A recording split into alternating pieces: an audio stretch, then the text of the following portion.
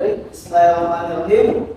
Assalamualaikum warahmatullahi wabarakatuh. Waalaikumsalam warahmatullahi wabarakatuh. Baik, anak-anakku, bagaimana kabarnya? Alhamdulillah baik. Ahmad sudah makan? Belum Pak, tadi telat. Oh, yang lain sudah makan? Sudah. Sudah semua. Baik. Apabila bukunya belum disiapkan dahulu materinya juga untuk pelajaran juga ya. Baik, anak-anakku, sebelum kita mulai pembelajaran ini, alangkah baiknya kita mulai dengan doa. Ahmad boleh memimpin doanya? Baik, siap. Dalam aja Pak. Ya, boleh. Nah, untuk pelajaran kita belajar pada hari ini, kita berdoa dimulai.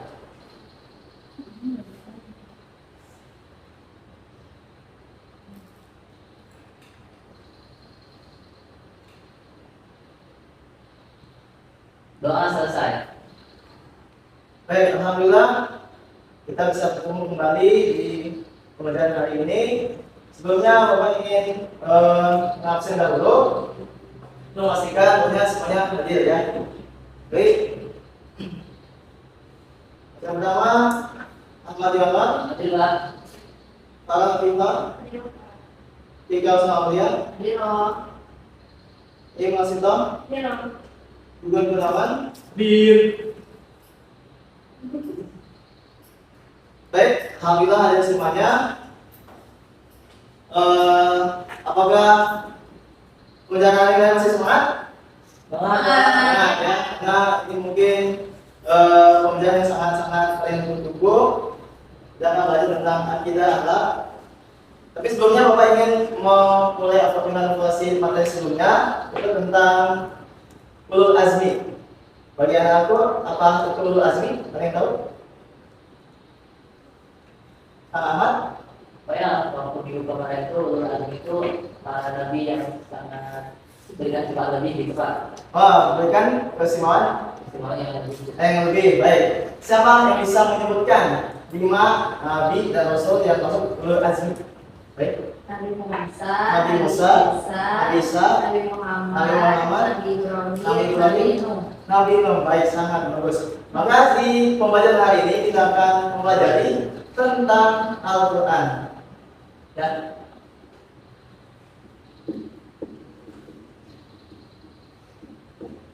Baik, yang pertama kita akan mengetahui pengertian tentang Al-Quran. Dan yang kedua kita akan mengetahui tentang sejarah turunnya Al-Quran.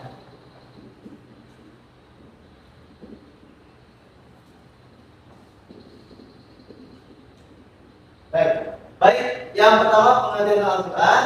Ada yang tahu apa itu Al-Quran? ayat-ayat Allah yang dibukukan Pak. Ayat-ayat Allah yang dibukukan. Baik, sangat bagus, tapi masih kurang tepat. Ada yang bisa melengkapi? Allah yang diturunkan melalui malaikat Jibril pada Nabi Muhammad secara berangsur-angsur.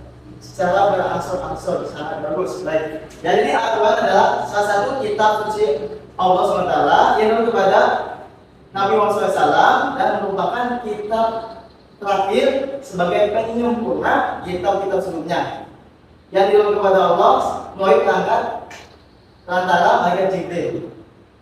Ada yang tahu berapa tahun Al-Quran turunkan secara berangsur-angsur?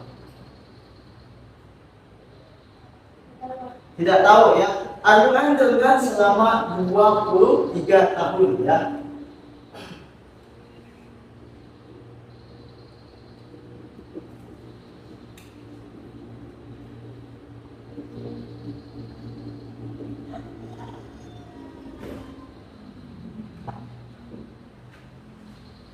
Itu selama 23 tahun, di mana pertama kali Nabi Muhammad SAW menerima wahyu? Di Gua Hiro. Ayat atau ayat suci ayat pertama adalah ayat Al-Alaq surat Al-Alaq surat Al-Alaq ayat 1.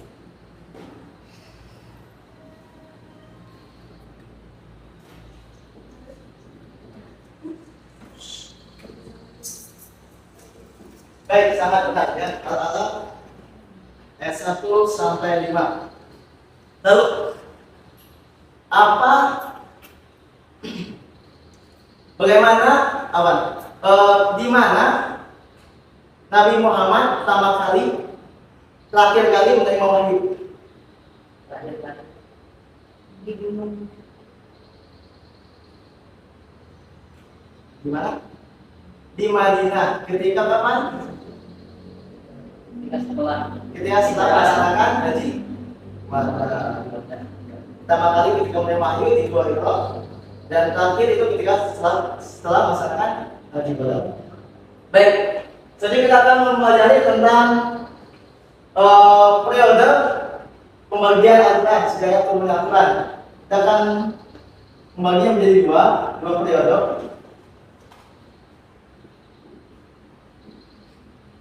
Yang pertama Makkiyah. Baik, apa maksud dari Makkiyah? Diturunkan di kota Mekah. Baik. Lalu Madaniyah. Apa maksud dari Madaniyah? Diturunkan di kota Madinah. Baik. Ketika periode pertama di Makkiyah, Allah SWT menurunkan kepada Muhammad 86 surat. Selama berapa tahun itu? 12 tahun 5 bulan. Ya. Surat pertama adalah surat Al-Alaq ayat 1 sampai 5. Apa isi dari reaksi kaum muslimin ketika zaman itu? Pertama adalah sebagian kecil mereka menerimanya, ajaran dari Nabi Muhammad SAW diterima dengan baik, dan sebagian besar mereka menentangnya dan tidak mempedulikannya. Dan yang ketiga adalah ayat suci Al-Quran telah memperluas ajarannya hingga keluar dari kota Makkah, yaitu mungkin kota Madinah, kota Syam dan kota-kota lainnya.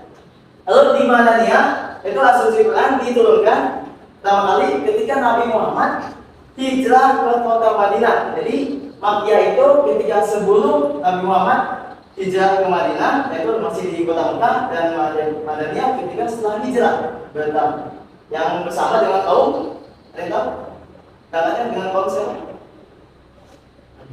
Muhajirin. Yang dimana di kota Madinah itu ada kaum Ansor yang menyambutnya dengan baik, maka disebut nama Madaniyah karena diturunkan setelah Nabi Muhammad hijrah ke Madinah. Dan berapa surat yang diturunkan? Ada yang tahu? 28 surat. Baik, dan Ahmad sangat ketat. Ya, 28 surat. Berapa tahun? Ada yang tahu? 9 tahun 9 bulan. Yang dimana surat terakhir adalah surat Al-Maidah ayat 3, ya. Silakan nanti dibuka aja di mana bacaan surat Al-Maidah ayat 3. Lalu ayat suci Al-Quran yang biasa tentang sejarah Al-Quran yaitu Bismillahirrahmanirrahim. Tanzilan najalahu al-muhsin ala nasi ala litab ro'ahu Quran, yang artinya Al-Quran itu diturunkan secara berangsur-angsur agar dibacakan kepada manusia secara perlahan-lahan dan disampaikannya secara berangsur-angsur bagian demi bagian. Itu artinya. Itu surat Al-Isra ayat 172. Baik. Dari sini ada yang kurang paham? Ada yang perlu ditanyakan di sini? Sudah paham semuanya? Baik. Di kota Madinah ketika ayat suci Al-Quran mulai turunkan, apa kelebihannya, apa keistimewaannya, dan apa efeknya ketika zaman itu? Ada yang tahu? Efeknya pertama, kota Madinah mendapat julukan yaitu Al-Madinah Al-Munawwarah. Apa artinya maksud dari Al-Madinah Al-Munawwarah? Kota yang bercahaya. Yang dimana ketika Al-Quran mulai turun di kota Madinah, seluruh umat di Madinah itu memiliki kebebasan terhadap ajaran-ajaran agama. Yang sebelumnya Madinah itu nama kota sebelumnya itu kota Yasrib, diubah menjadi Madinah Al-Munawwarah ketika para kaumnya bisa memeluk agamanya sesuai dengan ajaran-ajaran yang tersebut. Baik, sampai di sini ada yang kurang paham? Tidak maksudnya? Ya. Baik, untuk diskusi hari ini, Bapak akan bagi kelompoknya, mungkin kelompok TPK dan TIM, Kang Ahmad dengan Teh Farah. Boleh, Kang Ahmad? Baik. Diskusi hari ini kita membahas tentang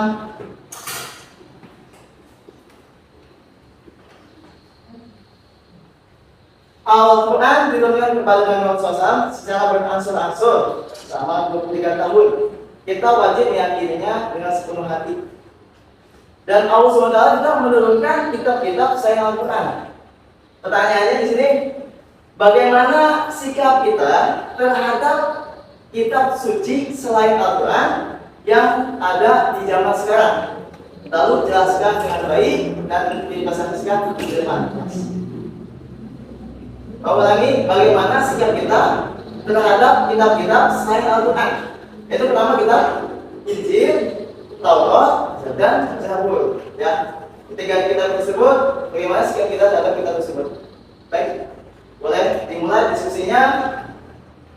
Bapak kasih waktu 3-5 menit untuk menyelesaikannya. Baik, Bapak. Tulis, lalu dipresentasikan di depan kelas.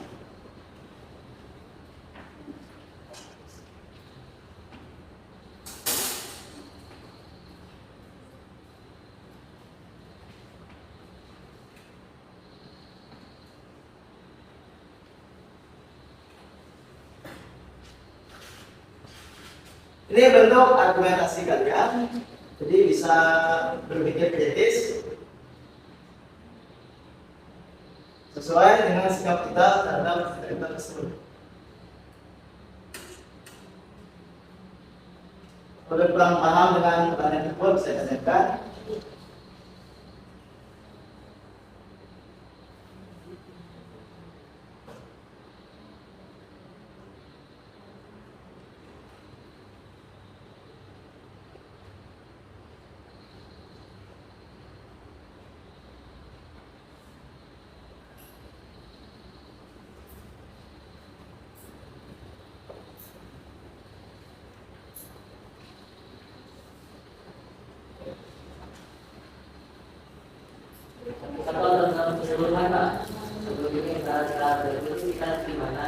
Boleh?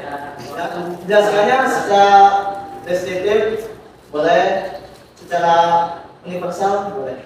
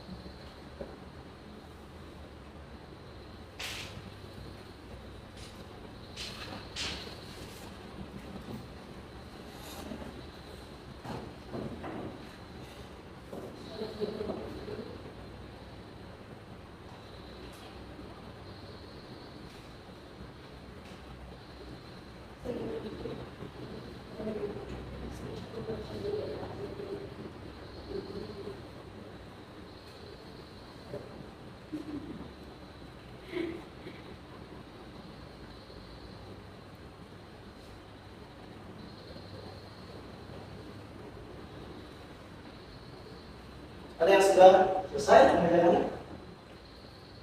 Sudah? Boleh? Nombor Ahmad kalau kita 20%.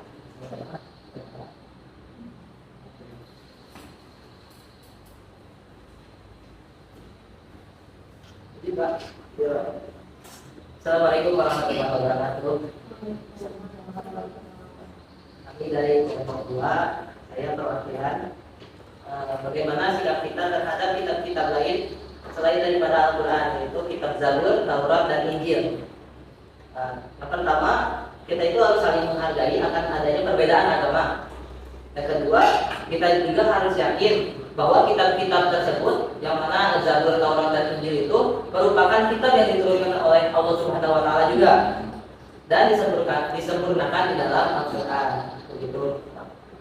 Terima kasih. Assalamualaikum warahmatullahi wabarakatuh. Satu lagi, Pak.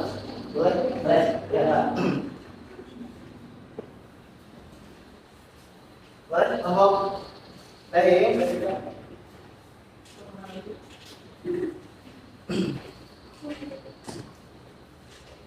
Assalamualaikum warahmatullahi wabarakatuh. Waalaikumsalam. Saya kelompok 2. Bagaimana cara bersikap kita kepada Quran selain Al-Quran, kita selain Al-Quran.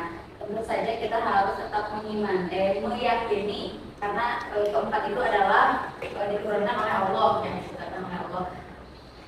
Namun sekarang itu kitab Zabur, terus juga Taurat dan yang lainnya kecuali Al-Quran itu banyak yang diubah sehingga di dalamnya tidak terdapat bahwa kita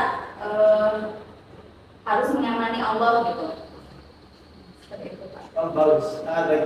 Baik. Baik, dari hasil diskusi ini merupakan kesimpulan bahwasanya kenapa kita wajib mengimani. Pertama, kita dalam istilah Ismaili ya, jadi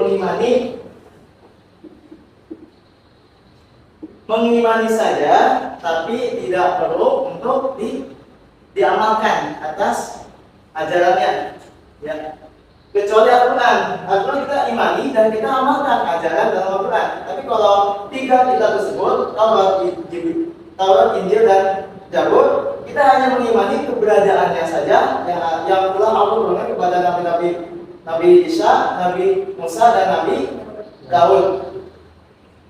Dan tidak perlu untuk mengamalkan ajarannya, ya. Itu sifat kita, itu sifat Ismaili, ya. Hanya universal saja, tidak perlu mendalaminya. Lalu bagaimana?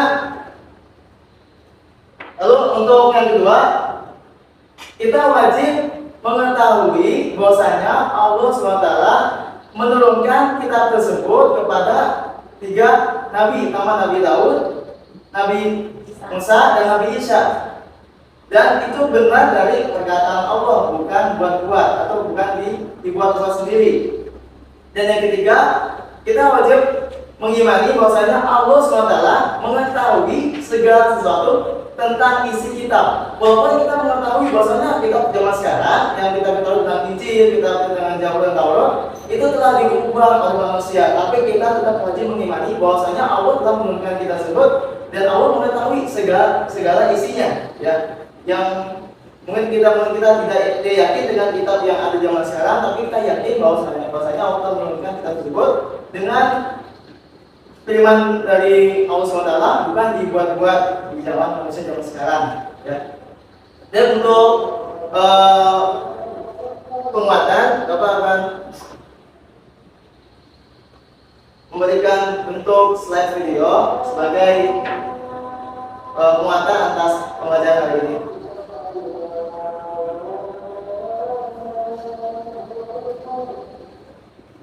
Untuk disimak.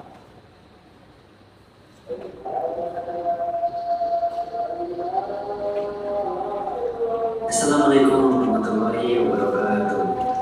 Inilah kisah pertama kali turunnya Al-Quran. Ketika usia Rasulullah SAW telah mendekati 40 tahun, beliau lebih senang mengasingkan diri. Itu beliau lakukan karena merasa tak nyaman melihat pemandangan kemusyrikan yang terjadi di sekitarnya. Ia pun meminta izin pada sang istri, Khadijah, untuk merenung dan mengasingkan diri. Dengan membawa roti dari gandum dan air, Beliau pergi ke Gua Hira di Jabal Nur yang jaraknya kira-kira 2 mil dari kota Mekah. Suatu gua yang tidak terlalu besar, yang panjangnya 4 hasta dan lebar 1,75 hasta. Pilihan beliau untuk mengasingkan diri ini termasuk bagian dari ketentuan Allah Subhanahu wa Ta'ala sebagai langkah persiapan untuk menerima urusan besar yang sedang menantinya untuk mengubah wajah dunia dan meluruskan garis sejarah. Allah telah mengatur pengasingan ini selama 3 tahun bagi Rasulullah ketika usia beliau genap 40 tahun yang merupakan usia kematangan. Tanda-tanda nubuah atau kenabian sudah mulai tampak. Di antaranya ada sebuah batu di Mekah yang mengucapkan salam kepada beliau. Terjadi ru'yah sadikah atau mimpi yang benar yang datang berupa fajar subuh yang menyingsing. Hal ini berlangsung hingga 6 bulan. Mimpi yang benar ini adalah merupakan salah satu dari 46 tanda kenabian. Kemudian beliau mulai suka mengasingkan diri. Beliau biasa mengasingkan diri di Gua Hira. Beliau beribadah di dalamnya. Beberapa malam kemudian beliau pulang kepada Khadijah, lalu membawa bekal untuk keperluan yang sama hingga turunnya wahyu itu. Saat beliau sedang berada di Gua Hira pada bulan Ramadan tahun 610 Masehi atau 13 tahun sebelum Hijriah. Malaikat Jibril mendatanginya dan berkata, "Bacalah." Rasulullah menjawab, "Aku tidak bisa membaca." Namun, malaikat tersebut menariknya dan memeluknya erat-erat sehingga Rasulullah merasa sesak. Kemudian, Jibril melepaskan Rasulullah dan sekali lagi berkata, "Bacalah." Hal itu terulang hingga 3 kali. Lalu Jibril melepaskan Rasulullah sembari mengucapkan ayat pertama hingga kelima surat Al-Alaq. Artinya, bacalah dengan menyebut nama Tuhanmu yang menciptakan. Dialah menciptakan manusia dari segumpal darah. Bacalah, dan Tuhanmu lah yang Maha Pemurah, yang mengajar manusia dengan perantara kolam. Dia mengajar kepada manusia apa yang tidak diketahuinya. Setelah Rasulullah mengucapkan bacaan itu, sang malaikat pun pergi. Namun, kata-kata itu terpatri dalam kalbunya. Dalam keadaannya masih gelisah, Rasulullah pulang dan meminta Khadijah menyelimutinya. Tubuhnya ketika itu menggigil seperti dalam keadaan demam. Rasulullah kemudian menyampaikan apa yang terjadi kepada Khadijah, lalu berkata, "Sesungguhnya aku mencemaskan diriku sendiri." Khadijah dengan penuh kasih menenangkan suaminya, "Demi Allah, Allah selamanya tidak akan menghinakan engkau. Sesungguhnya engkau selalu menyambung tali persaudaraan, selalu menanggung orang yang kesusahan, selalu mengupayakan apa yang diperlukan, selalu menghormati tamu dan membantu derita orang yang membela kebenaran." Selanjutnya, Khadijah binti Khuwailid membawa Rasulullah menemui Waraqah bin Naufal bin Asad bin Abdul Uzza, anak paman Khadijah. Waraqah adalah penganut Nasrani yang taat pada masa jahiliyah, yang sudah tua dan buta. Ia mampu menulis kitab dalam bahasa Ibrani, bahkan menulis Injil dalam bahasa Ibrani dengan bagus.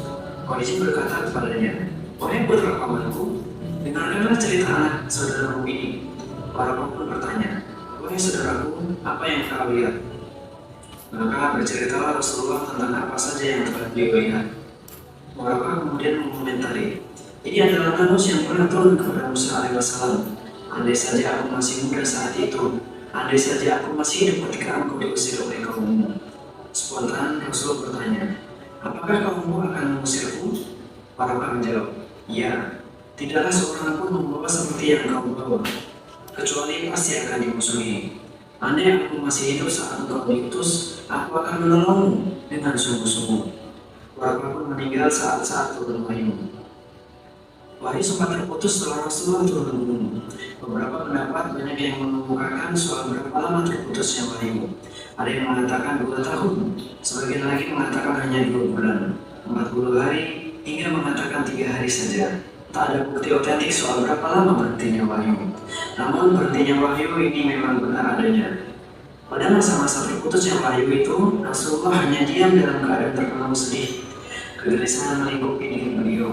Hikmah berhentinya wahyu dahulu adalah untuk menenteramkan hati Rasulullah SAW. Hal tersebut karena Rasul kaget dan terguncang kondisi psikologisnya.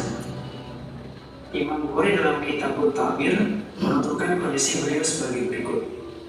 Wahyu untuk beberapa waktu tidak turun.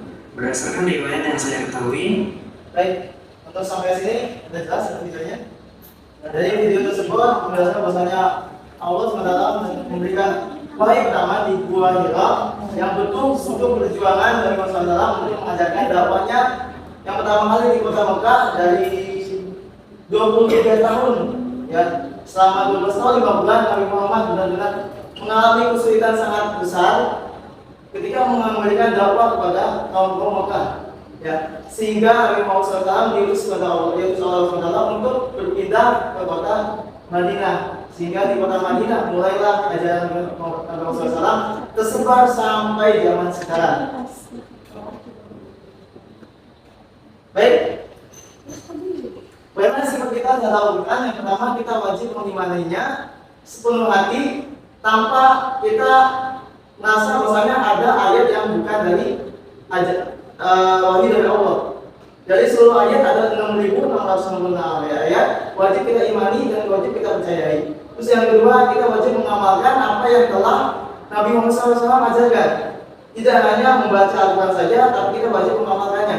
Tidak hanya kita mengetahui makna dari ayat suci Al-Quran, tapi kita juga harus mengetahui maksud dari ayat suci kedua. Dan untuk apa? Dan untuk pengamalan kita di kehidupan kita sehari-hari. Baik, untuk sebagai penutup, Bapak ingin memberikan tes personal, mohon dikerjakan dan apabila sudah boleh dikeluarkan Bapak ke depan.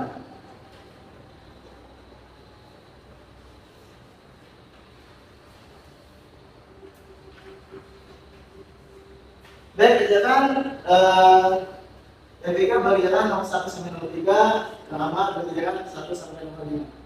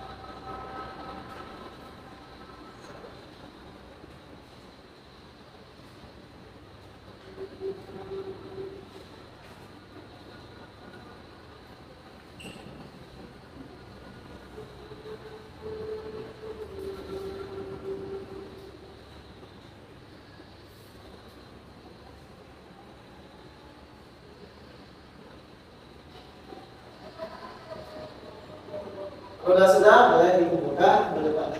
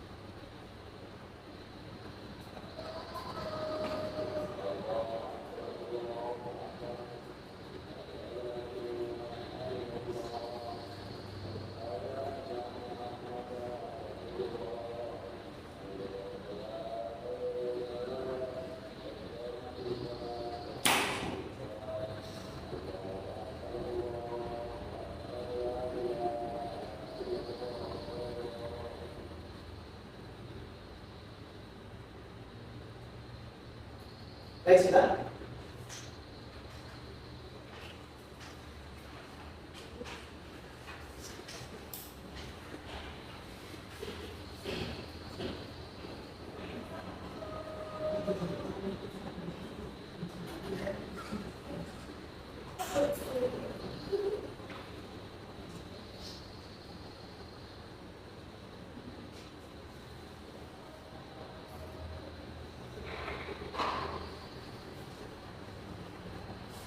Baik, untuk hasil nilai sama alhamdulillah benar semua. TMH juga benar semua. TMBK salah 2 ya. TIM salah 3. Baik, untuk bisa lebih giat lagi dalam sisi ini.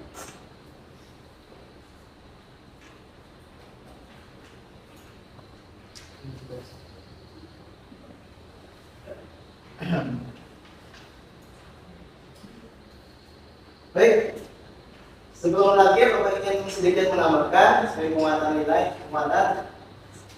Ada yang tahu siapa penulis Al-Quran yang Nabi Muhammad SAW perintahkan? Sahabat-sahabat siapa saja, sahabat yang Nabi Muhammad perintahkan untuk menulis Al-Quran? Dari awal Nabi Muhammad perintahkan ada yang menulisnya di atas batu, ada yang menulisnya di atas telapak kurma, ada yang menulisnya di atas batang kayu, dan juga ada yang menulisnya di tulang unta. Dan siapa penulisnya? Saya tahu. Yang pertama yaitu Abu Bakar As-Siddiq, pasti. Yang kedua Umar bin Khattab, ketiga Utsman bin Affan, keempat Ali bin Abi Thalib. Yang kelima Muawiyah, yang keenam Zaid bin Sabit, yang ketujuh Khalid bin Walid, yang kedelapan Ubay bin Ka'ab, dan yang kesembilan Zaid bin Qais. Baik, itu sebagai penambahan ilmu untuk penguatan pembelajaran kali ini. Dan bagaimana sikap kita terhadap Al-Quran? Yang pertama, kita wajib meyakini bahwa kitab tersebut diturunkan ke dunia sebagai petunjuk kehidupan manusia. Yang kedua, kita yakin bahwa Al-Quran adalah kitab penyempurna dari kitab-kitab sebelumnya. Yang ketiga, kita wajib meyakini bahwa Al-Quran adalah karya dari perkataan Nabi, ya, karena Nabi yang Allah turunkan dalam bentuk wahyu. Lalu yang keempat, kita wajib meyakini bahwa kitab suci Al-Quran adalah mukjizat Allah SWT yang paling besar sampai zaman sekarang, ya. Yang kelima, kita wajib meyakini bahwa Al-Quran adalah sangat sulit untuk dihafalkan. Kenapa sangat sulit? Karena mungkin sebagian dari hafiz Quran itu membutuh bertahun-tahun, bahkan berpuluh-puluh tahun untuk bisa menghafalkan 30 juz dalam Al-Quran. Baik, sebelum kita tutup, Bapak ingin menanyakan apakah ada yang kurang paham dalam pembelajaran hari ini? Sudah paham seluruhnya? Baik, insya Allah minggu depan kita akan mempelajari tentang hakikat Al-Quran dan juga bukti bahwasanya Al-Quran itu benar. Ya, kita akan ketemu di minggu depan. Maka Bapak mohon untuk dibaca kembali bukunya agar apa yang Bapak mengajarkan kalian sudah paham, jadi kurang paham bisa ditanyakan langsung. Sekian dari Bapak, kurang lebih Bapak mohon maaf apabila pelajaran ini kurang menyenangkan dan segala macam lainnya. Bapak kurang minta maaf. Wabillahi taufiq hidayah. Wassalamualaikum warahmatullahi wabarakatuh. Baik, terima kasih.